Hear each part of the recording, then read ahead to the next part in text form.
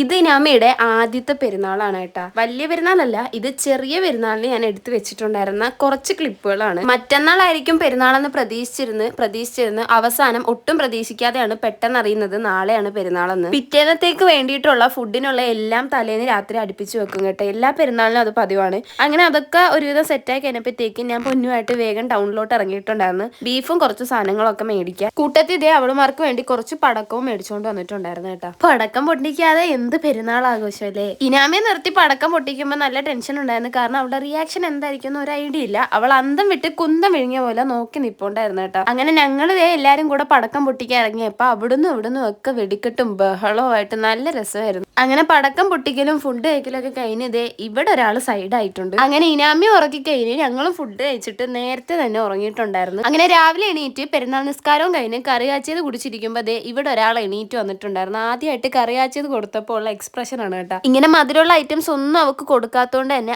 ആദ്യമായിട്ട് മധുരം കിട്ടിയതിന്റെ എക്സൈറ്റ്മെന്റിലാണ് കേട്ടോ അവള്. പെരുന്നാൾ ആയിക്കഴിഞ്ഞാൽ ആലപ്പുഴക്കാർക്ക് കറി കാച്ചത് എന്തായാലും മസ്റ്റ് ആണ്. അങ്ങനെ അടുത്ത ഉറക്കം വരുന്നതിന് മുമ്പ് ഇനാമിയെ രാവിലെ തന്നെ കുളിപ്പിച്ച് റെഡിയാക്കി അവളുടെ പെരുന്നാൾ ഡ്രസ്സൊക്കെ ഇട്ട് കുറച്ച് വീഡിയോസും ഫോട്ടോസും ഒക്കെ എടുത്തിട്ടുണ്ടായിരുന്നു.